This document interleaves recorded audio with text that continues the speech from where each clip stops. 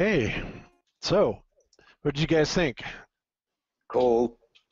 Yeah, that was awesome, Bob. I knew radiation played some kind of part in this model. Remember I told you that at some point I know radiation has something to do with this. But Oh yeah, that's when I had my ferrocell and I was trying to manipulate the field with radiation, and I failed. I didn't have any kind of a discovery with radiation and a magnet and a ferrocell, but you That's guys have awesome, put it Dave. together that it's the Celestite and radiation. I mean, that's really cool. yeah. Well, and we haven't really talked about that part of it yet. And when Kemi comes back up, but what I'm going to do, and this, you know, this is something that we're throwing out for people's consideration, but we tend to think that there is what the moon is made of. I'm just going to say it straight up. We believe that the moon is made up of a mineral composite mostly comprised of a mineral called celestite or celestine. Okay, and so I'm going to go ahead and. Yeah, sorry, I didn't mean to spill the beans there, Bob. Oh, that's okay. No, that's fine. No worries. No worries. Celestine, we'll go celestite. Okay, so we actually have a chunk of this here. Now, what's interesting about this particular mineral is, you know, I hypothesized previously that, you know, when we looked at some of the footage that I shot specifically with the P900, and you're looking at it, it almost looked like we were seeing like inclusions in a crystal or facets on a crystal, like some of the, you know, what would be called like the lakes or the mares on the moon, we believe are actually facets of this celestine or celestite crystal. So what's interesting about this is celestine has several qualities that when it's in sunlight, it will tend to glow kind of a sky blue color, okay? And then you can see some of the facets and the inclusions. Another thing that's very interesting is about celestine is that it grows as a geoid, meaning it's a sphere and it's hollow. Okay, so a lot of people have heard about you know, NASA supposedly hitting the moon with a bomb or running something into it, and it supposedly rang like a bell. Well, assuming that that can actually even be done, that would seem to back up that claim. Of course, I leave that highly questionable. But another thing that celestine does is it fluoresces with different wavelengths of ultraviolet, from the short to the Bob. longer. Yes. Sorry, Bob. The next picture along. So now you have this skull. The next picture to the right. Sorry, if you look up, the next picture to the right has spheres. This one. Okay, yeah, in geoids. Yeah. Yeah. So there it is in geoids. Didn't you say that's the way it naturally grows, Bob? Did you mention that? It is. It is. Okay, and another interesting quality about celestine is it has an extremely low magnetic permeability. Okay, meaning that magnetic fields do not penetrate it well. In fact, it tends to act more along the lines of a superconductor. You know, when you supercool it, it impedes magnetic fields, and it will have a tendency to ride on those magnetic fields. When you one of the videos I posted last week by Ephesians 6:12, and we've all seen it. It shows that when he dips the little crystal in plastic into liquid nitrogen and it supercools it, and then he puts it on magnetic rails, and then, you know, makes it fly around the track. That is what's happening, is we're actually decreasing the magnetic permeability of that little crystal structure that he's doing. Ken Wheeler also demonstrated that again with the quartz crystal, which does not have anywhere near as low of the permeability that celestine does. But also, if the moon is up there in space, you know, more or less, or high up where we think it is, it's probably very cold up there, which would also tend to increase its quote-unquote superconductivity properties or decrease the permeability even further. And if we are operating under the assumption, and I believe the fact, that the magnetic fields are indeed emanating from the plane, especially in this trimagnetic field that is constantly rotating and changing, it would not be unusual, or it would not be unexpected to be able to see how the moon is kind of going around there, floating around in a circle. Of course, that would imply also that the moon is a ball.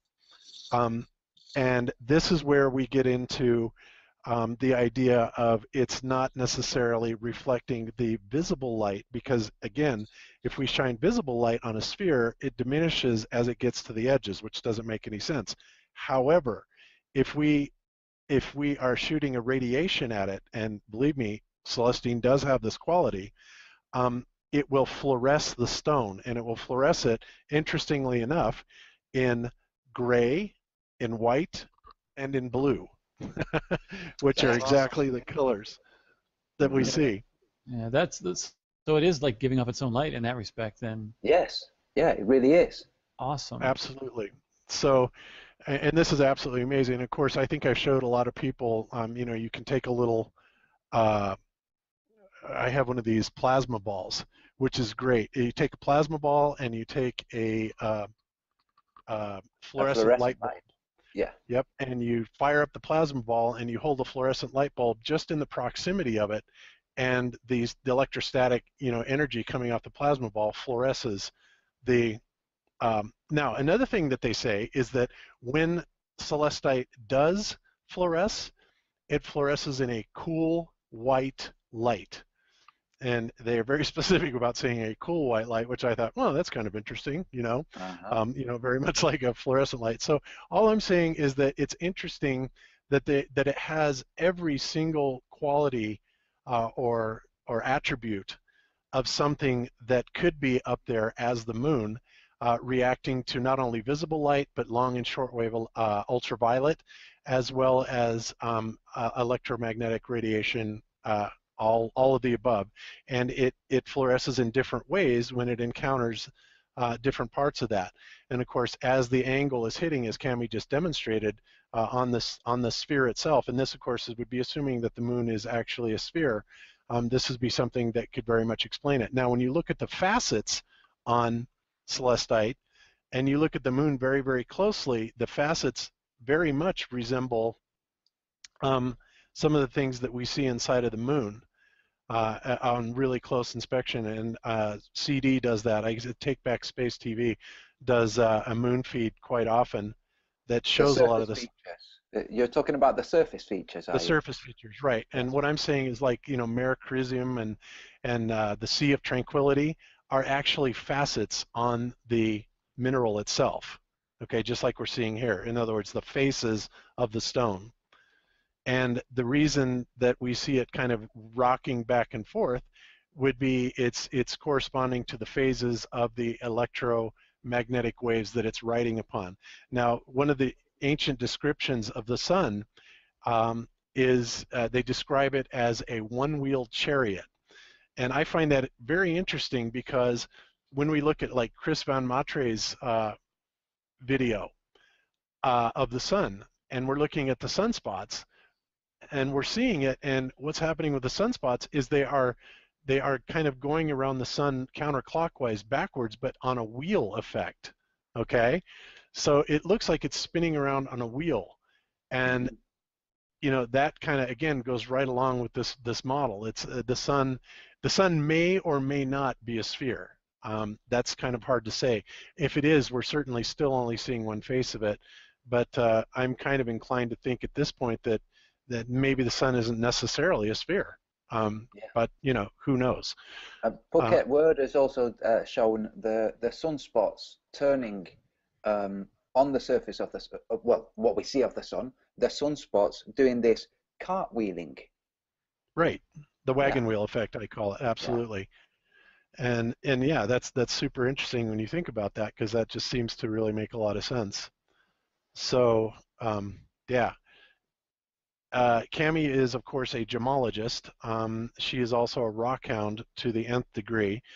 She's always been very interested in that. She bought diamonds for 30 years for a very high-end jewelry store here in Denver, and she's traveled all over the world buying them. She really knows her stuff when it comes to rocks, I'll tell you. And it's interesting. Oh, one other thing I want to say about celestine or celestite. when you start looking at the metaphysical area, metaphysical write-ups about Celestine, it is tied in every way, shape, and form to the moon. And that to me just amazed me, because I do put some stock in what we would call metaphysical knowledge, or hidden knowledge, occult knowledge, if you will. I think that there's a lot of truth to that. People will say, oh, that's all hocus pocus. And I got to tell you, that's part of our programming, to believe that anything like that is hocus pocus, but in fact it is not. And I'm sure I don't have to speak to a lot of this community to understand that there are many things that do not meet the eye that are explained by mainstream science, and they definitely have occult explanations to them that actually make a lot of sense. But yeah, when you look at Celestite or Celestine in the occult, it is tied to the moon 100%. It's absolutely amazing.